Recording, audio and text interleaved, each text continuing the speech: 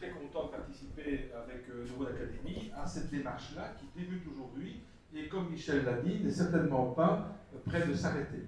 Donc c'est vraiment quelque chose qui commence dans beaucoup de centres, il y a beaucoup d'intérêt, à la fois scientifique, mais à la fois sportif, bien sûr, et aussi sociétal. Parce que, comme on l'a très bien dit, notamment M. Gunzik l'a dit, mais Jean-Luc aussi, enfin tous les intervenants ce soir, ont bien montré que finalement, ça concerne tout le monde.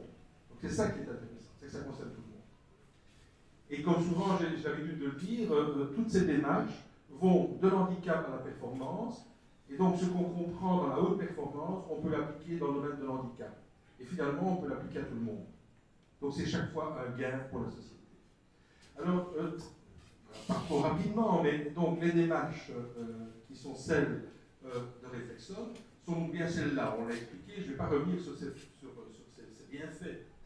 Et je pense que cette station peut aussi participer à ce qu'on essaye de faire aujourd'hui, c'est-à-dire de développer des perspectives neuroscientifiques pour mieux comprendre un état particulier que vous connaissez tous et dont Gunzik a parlé, c'est-à-dire cette sorte de flow, cet état particulier, il en a parlé avec la station, où on a l'impression de faire les choses avec tellement d'aisance qu'on a un retour sur soi, un retour de bien-être. C'est un état qu'on n'a pas très très souvent parce qu'il nécessite d'abord d'avoir une certaine habileté, donc il faut développer des habiletés, on va des habiletés basses, des habiletés hautes, il faut avoir un challenge, donc c'est très important d'avoir un challenge, et surtout il faut répéter. Alors vous voyez dans ce tableau-là, vous avez le flow qui est tout à fait à l'extrémité ici, et cet état particulier, les sportifs peuvent le rencontrer, mais vous pouvez aussi avoir la chance, même si vous n'êtes pas un sportif de haut niveau, de trouver cet état. Donc vous êtes effectivement, ce n'est pas simplement d'être serein dans la béatitude, au contraire, c'est d'être concentré sur ce qu'on fait, tout en faisant une action précise. Donc c'est une habileté. Vous êtes un musicien, eh bien à un moment donné, vous approchez le flow parce que votre geste est tellement fluide que vous avez un plaisir fou. Et les musiciens et les sportifs de haut niveau recherchent toujours cet état. Donc tout instrument qui va permettre de reproduire cet état de flow sera le bienvenu. Et Reflexon est évidemment des possibilités technologiques pour le faire. Et donc un peu partout, n'est-ce pas, les scientifiques essayent de trouver, j'essaie de lancer ici, la surprise, pointeur. Alors, récemment, on était chez Justine, on a enregistré, par exemple, l'activité cérébrale dans un mouvement de service au tennis. Et c'est pratiquement tout le laboratoire qui se retrouve sur le terrain. Donc, on mesure l'activité cérébrale durant le service, on mesure également les mouvements oculaires. Vous voyez aussi qu'on prend des photos, on prend des films de ce qui se passe sur le terrain en réel. Oui. Ce n'est pas très long, voilà. C'est pas très long. Voilà, donc, donc ce que je disais, ça repart. Bien. Donc nous étudions au laboratoire, ce qu'on fait, ce sont des situations qui se rapprochent de la réalité. Donc par exemple, ici vous avez les deux. C'est un mix de quelqu'un qui se trouve sur un slackline, donc sur une ligne, vous voyez, sur une bande tendue. C'est un sport, il y en a qui pratiquent ce sport. Mais ici, ce sont des professionnels et on va les soumettre en plus à une réalité virtuelle. Donc ils seront dans un monde que vous allez voir tout de suite, en plus de leur activité d'équilibre. Donc on augmente la difficulté en les mettant dans des environnements virtuels nouveaux pour augmenter leur capacité de répondre à des situations de plus en plus difficiles. Et quand on fait ces activités-là, on compare donc les activités lorsqu'ils le font sans la réalité virtuelle. Vous voyez qu'il y a un casque là au milieu, et donc on reproduit le mouvement et on étudie les zones du cerveau qui sont recrutées lorsque l'individu est en présence de ces informations virtuelles. Donc on va contrôler, et c'est ce qu'on fait maintenant avec l'équipe de Michel, on va contrôler les effets réels de la station sur l'activité cérébrale et démontrer quelles zones du cerveau sont les plus actives ou les moins actives. Donc je pense que c'est une démarche qui est vraiment une démarche scientifique et qu'il faut évidemment encourager et féliciter aussi, je pense, Neuro-Académie de lancer ce genre d'approche. Vous voyez, c'est évidemment, ici, il s'agit d'un professionnel, mais pas de slackline. Vous allez voir tout à l'heure, lorsqu'il va faire sa traversée sur un... Donc c'est un funambule, lui c'est un funambule. Donc déjà là, il est en difficulté, mais vous voyez qu'il réussit à le faire, alors qu'il ne voit pas le réel, il voit le virtuel. Donc ce qu'il voit, c'est ceci. Donc il est sur le réel, mais dans le virtuel maintenant. Donc voilà, c'est une situation qu'il connaît, c'est un funambule. Et donc il doit effectivement traverser. Alors vous voyez, tout cet environnement, qui peut être de plus en plus sophistiqué, peut être intégré dans les stations pour encourager, pour entraîner les gens à l'équilibre aussi. Donc il y a une vaste gamme de possibilités par la réalité virtuelle. Voilà, donc il va parcourir ceci. Vous voyez aussi, il peut tourner la tête. Donc s'il tourne trop la tête, bien évidemment, il risque de se déséquilibrer et de voir ce qui se passe en bas. Donc, on peut créer les sensations, on peut les fabriquer, on peut donc manipuler évidemment les images. Et ça, c'est le grand avantage de la réalité virtuelle, qu'elle nous permet de manipuler les éléments. Donc, pour les scientifiques, évidemment, c'est intéressant, mais pour les sportifs, ou même pour monsieur tout le monde, ça permet de mettre des exercices en place de rééquilibration, par exemple, de concentration. Donc, le réel, ben, voilà, donc ça, c'est ce qui se passe dans la réalité. C'est la même personne qui se retrouve sur son câble. Ça s'était passé à la TV en matière grise il y a quelques temps. Donc, vous le voyez là.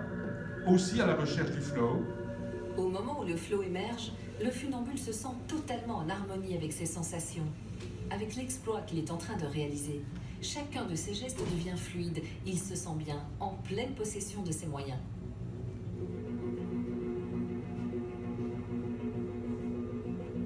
Là, par exemple, au-dessus des arbres, avec une petite mer verte en dessous, c'est vraiment un moment où je pense que c'est le flow, un moment de grâce où je me sens bien, où ça va bien. Bien. Un petit peu de neurophysiologie, mais très rapidement. Pourquoi la réalité virtuelle devient-elle extrêmement intéressante? Eh bien, tout d'abord, notre cerveau, partie importante de notre cerveau, est dédicacée à la vision. L'information visuelle, elle ne va pas simplement passer de la rétine à votre cortex visuel, mais elle va entreprendre bien avant des chemins raccourcis qui font en sorte que l'ensemble de votre cortex est concerné par l'information visuelle. Donc, à la limite, en limitant ce qui se passe dans la station réflexone, votre corps a des actions motrices des mains par rapport à une entrée visuelle, fait que tout votre cerveau est concerné. Donc vous n'entraînez pas que certaines régions, mais vous entraînez des ensembles, donc des grands réseaux. Et donc c'est ça qui est tout à fait important. Donc par exemple, il faut savoir que pour utiliser l'information visuelle, vous avez deux grandes voies. Une voie qui part vers le haut du cerveau, ici, puis derrière qui va vers le haut, et c'est la voie principalement de où sommes-nous. Donc tous les réseaux qui sont au-dessus, vous voyez, concerne la notion de où. Et toutes les régions qu'on appelle le stream ventral, donc la partie ventrale, jusqu'à la partie temporale ici devant, c'est qu'est-ce que c'est? Qu'est-ce que je vois? Donc je reconnais le pot de fleurs là-bas, pas par la partie dorsale, mais par la partie ventrale de mon cerveau. Vous voyez? Toutes ces régions-là sont concernées. Et en plein milieu du cerveau, vous avez les fameux ganglions de la base. Les ganglions de la base, c'est vraiment une station de contrôle du mouvement. N'est-ce pas? Donc dans la maladie de Parkinson, ce sont ces noyaux qui sont concernés. Donc aujourd'hui, il y a beaucoup de recherches aussi à partir des stimulations visuelles pour essayer de garder les cerveaux en état, d'éviter ces fameuses dégénérescences nerveuses auxquelles malheureusement la population vieillissante est sujette. Et donc jusqu'au pôle frontal, ici, les informations d'origine visuelle sont intégrées. N'est-ce pas, si vous donnez une petite stimulation électrique sur la partie antérieure de votre cerveau, vous allez faire des mouvements oculaires. Et donc ces mouvements oculaires, ils sont là pour aller chercher de l'information dans votre environnement. pour résumer, c'est beaucoup plus compliqué que ça, vous avez donc deux grandes parties au niveau de votre cerveau, une partie antérieure qui s'occupe de votre intention, votre action volontaire, et derrière, c'est tout ce qui concerne la guidance sensorielle de l'action. Mais à partir du virtuel, vous avez donc l'œil, vous avez la rétine, vous voyez, vous empruntez tout de suite des trajectoires vers le cortex visuel, là-bas en jaune, mais aussi directement vers d'autres zones, y compris dans le tronc cérébral. Donc, l'influx visuel est fondamental. Et donc, la machine réflexionne, active ces voies. Plus encore, pourquoi la vision? C'est quelque chose qu'on ne comprend pas tout de suite, mais si vous voyez la peinture ici, je pense que c'est un Vermeer, si je me souviens bien, eh bien, vous avez l'impression d'une scène homogène, mais en fait, ce que votre fovea voit, la partie centrale de votre rétine, ce sont des petits morceaux d'images, le 1, le 2, le 3. Et en dehors, la rétine périphérique, elle ne voit rien du tout, ou très peu. Donc le cerveau va reconstruire, à partir des mouvements que l'œil a fait, l'entièreté de la scène. Et un processus qui est donc très important et qui est intégré notamment dans Réflexon, c'est l'importance des mouvements oculaires qui ont lieu. Et à partir de ces mouvements oculaires, on peut reconstruire donc, votre environnement. Donc les yeux bougent de gauche à droite, prennent de l'information, visuelle qu'ils vont mettre dans les circuits que vous avez vus, les mettre en action. Alors tout ça est très compliqué, je ne vais pas rentrer dans les détails, mais donc dans la station, dans Réflexon, on pourrait mesurer, vous voyez, tout le travail que fait l'œil. On pourrait mesurer ce travail pour le quantifier et comprendre alors les liens entre les mouvements de l'œil et les réactions du cerveau dans l'ensemble du réseau. Donc ce n'est pas des petites régions, mais c'est tout le réseau. Voilà, donc maintenant pour terminer, voilà, c'est un des exemples, une des données qui sont issues de la littérature, notamment Faubert, du groupe canadien. Cette possibilité-là se trouve dans la station, c'est-à-dire que vous avez des boules qui circulent dans un environnement tridimensionnel. Certaines de ces boules sont donc au départ rouges, vous devez les voir circuler, et à un moment donné, tout le monde devient de la même couleur, tout le monde devient jaune. Et à la fin, vous devez reconnaître les boules qui ont été indiquées au début. Alors, au tout début, on n'est pas très bon. Vous voyez que sur la courbe là, la courbe qui est là, montre les performances au cours des sessions. Et on voit trois courbes. La bleue, ce sont des professionnels, des athlètes. Tout de suite, ils sont meilleurs que les autres, mais ils vont montrer très haut. Ils étaient en dessous d'1,5, ils vont aller au-dessus de 2,25. Mais tous les autres, ceux qui sont des non-athlètes, donc des étudiants non-athlètes, sont en bas, eh bien, ils vont monter aussi. Et ceux qui sont des élites amateurs, ils vont monter comme les autres, mais ils ne vont pas atteindre l'élite. Et ça veut dire que monsieur tout le monde, après 13 séances, eh bien, a pratiquement doublé son score. Donc il a doublé son score de capacité à percevoir les informations qui nous entourent. Donc on devrait être plus efficace pour rouler en voiture, plus efficace pour reconnaître les gens, et finalement plus efficace, un point final, éviter de tomber et de voir des objets qui sont devant nous qu'on n'a pas vus.